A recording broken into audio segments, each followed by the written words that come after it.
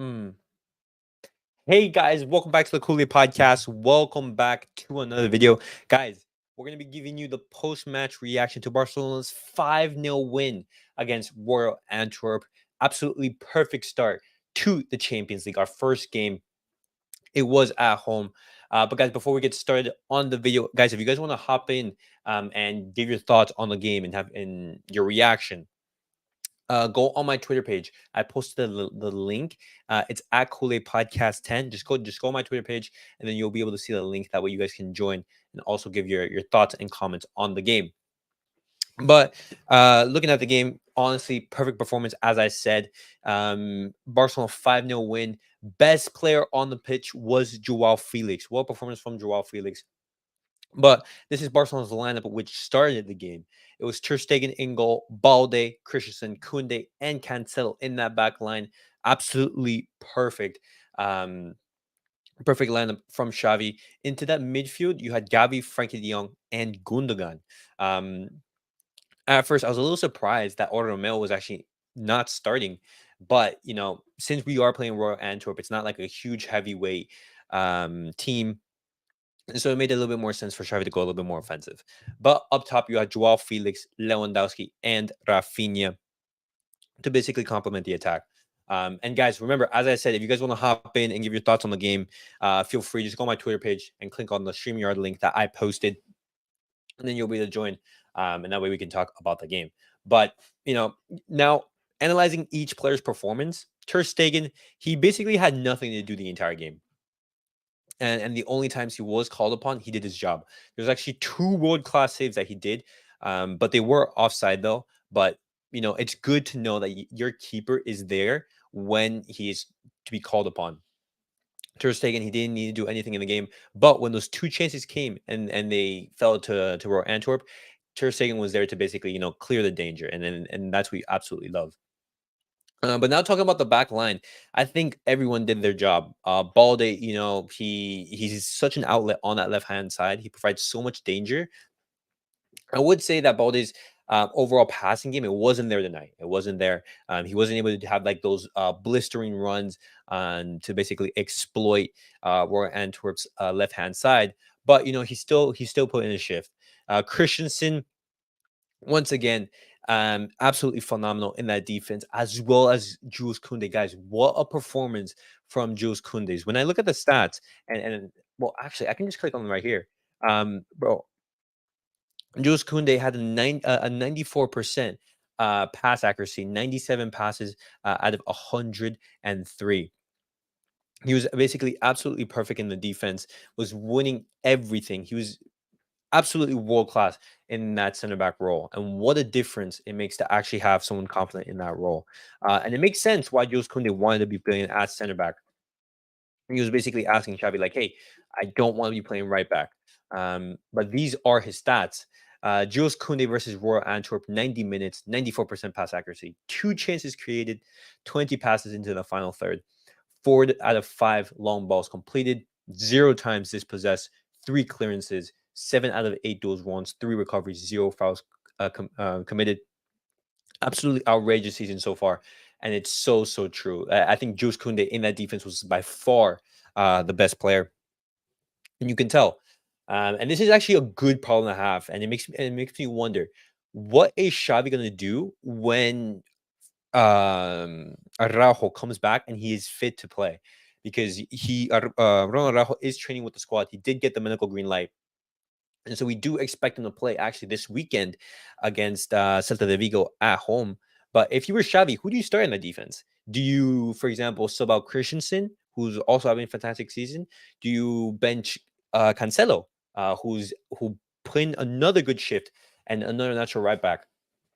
Or do you bench Jules Koundé, which I think is very unlikely.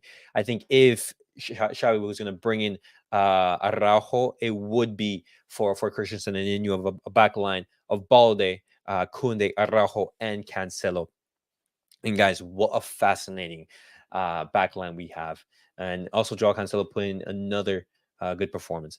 And now when we talk about the midfield, Gavi with the second highest rating in that midfield. He came off in the 58th minute, and he got the goal to make it 4-0 absolutely rocket of a goal, and it actually reminds me of Messi's goal against Nigeria in the 2014 World Cup. He had a very good performance. He was absolutely everywhere, intercepting balls and just cutting up plays. And Gavi into that midfield adds so much more quality. He's so much better into that three than he is into the four when he's out in the left wing.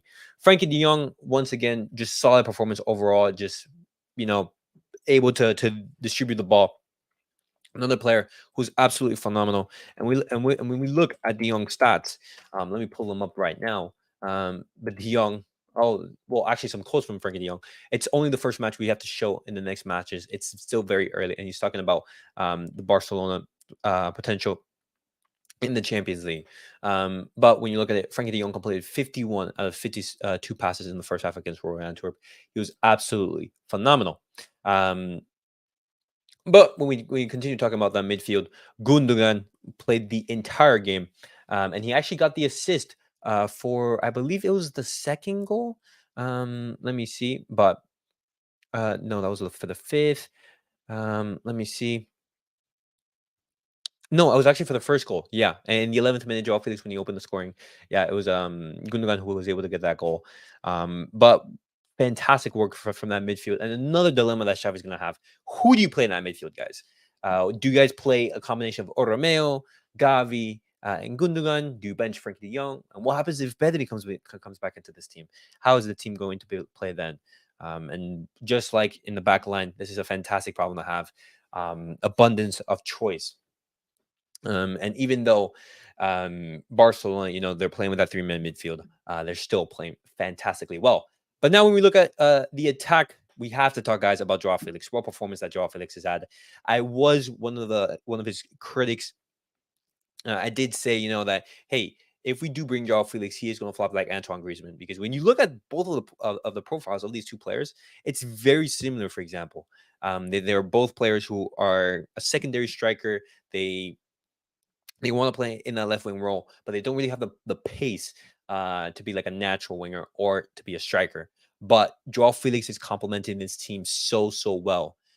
He's working well with Lewandowski. Ball days overlapping on that left hand side. And it's just amazing to see Joao Felix playing as well. This game should have been 8 goals, and well played by Felix. Praises to Felix. And yeah, Felix played absolutely phenomenal in this game. 9.1 match rating, and he opened the scoring. And I don't want to get my hopes up too much just yet, because it is the second game in which Joao Felix has played for the club. But so far, he's proving the doubters wrong, and this is what we love to see. I would much rather be proved wrong than be proved right, because after all, we are all Barcelona fans, and we want to see the best for Joao Felix. And when we talk about Lewandowski, he did get the goal. He did get a goal tonight. It was a second goal, assist by I believe it was Rafinha or Joao Felix. No, it was Joao Felix. Yeah, it was Joao Felix who got the goal to basically have a goal and a brace. But I think Lewandowski's game tonight, I think it was. I think an 8.6 is a little bit. Mm, is a little bit high, because I believe Robert Lewandowski's overall play wasn't that brilliant. He did get the goal. He did his job, which we do like. But now when we talk about Rafinha, 8.3 match rating, he left around the 70th minute mark. He did create the third goal, which was a deflection from Batil. Rafinha was on the left-hand side. He put in a cross, and it was a deflection. He also got an assist, and overall, very good for Rafinha. And then when we talk about the second half, you saw players like Fermin Lopez come on, or Romeo, Ferran Torres, Lamine Yamal, Sergio Roberto. And I thought Lamine Yamal, he could have made it 6-7. He had two clear chances, which have no idea how he didn't put it in the back of the net. But this is exactly what you love to see. And the overall match rating, I would definitely give this a 9. I think it was a perfect performance from Barcelona. It's exactly what we needed, guys. A strong performance from the team. We wanted to start in the Champions League extremely strong. We wanted to put our statement, and 5-0 is the perfect statement to make in the Champions League. Just however, I would say that we did start well in this season, and we did the same last season. However, in the games to come, we did not keep it up, and so hopefully we can continue this winning momentum and continue. But just now, guys, I want to look at the social media reaction on what people are saying. This is actually one of the craziest facts. Royal Antwerp spent more money in the summer transfer window than Barcelona, and we beat them 5-0. And the 3.4 million euros is as just from one signing, that's from Romeo. And then Royal Antwerp spent all that money. But of course, the player of the match was Joao Felix. Absolutely sensational in the game. Only issue is when we waste goal scoring chances. Yeah, I do agree. I think our overall game was perfect. However, we at times didn't punish Royal Antwerp enough. And specifically when you talk about Lamine Yamal, he had a couple chances to make it, 6 to 7. Um, and even other players like Robert Lewandowski or Gundogan, where we had some good chances. We could have punished Royal Antwerp, but we didn't. But I'm not too worried about that. Just we do need to improve on that aspect of our game. But guys, now just to give my quick reaction on what social media is saying, and just talk about that. Joao Felix is the first player in Barcelona's history to score 2+ goals and provide an assist in his first Champions League appearance for the club. That's absolutely insane because he's the only player in Barcelona's history to do that in his first couple of games. And when we talk about Ousmane Dembele, guys, 7 matches, 0 goals, and 0 assists. Barcelona so far in this start of the season, we have not missed Ousmane Dembele at all. With the emergence of Lamine Yamal, and with the great performances from Joao Felix and Ferran Torres, we are not mixing him at all. And when you think about it, it could be a blessing in disguise that Ousmane Dembele has left. But 2 games in, and Joao Felix has outdone what Dembele did for us in 7 years. Yeah, and honestly, to be honest, that's so true because Dembele in the Champions League, he hasn't done much. His biggest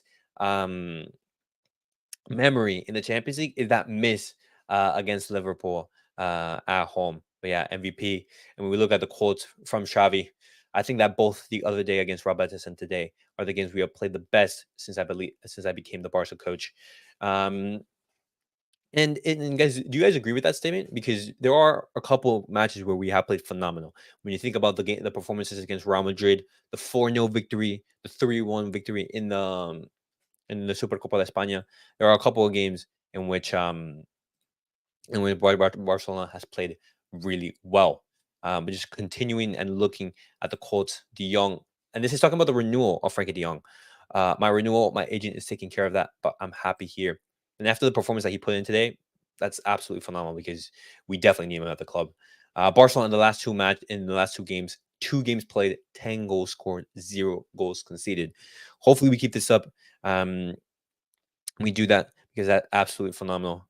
And as I said, yeah, talk about the perfect start to a Champions League campaign. Hey, back to back 5-0s, 10 goals in 2 games, and a ton of quality footy along the way. Life is good for FC Barcelona, but let's go on and build on this, shall we? And that's basically what my final thoughts are on the game. We are first in the Champions League group because of that goal difference. Porto, they did get their win against Shakhtar Donetsk. They got a 3-1 victory away from home. And so, honestly, perfect performance. We were able to rest our players. We had the perfect start. But guys, I want to know your guys' thoughts on the match. What do you guys think? Were you guys happy of Barcelona's performance? What did you want to see? And what do you guys make of Joao Felix's performance? But guys, that was all for our match reaction to the game. I will be bringing more content tomorrow and on Thursday when we talk about all the games as a whole. We delve into this deeper. But guys, as always, remember to like, subscribe, and comment. I'll see you guys all in the next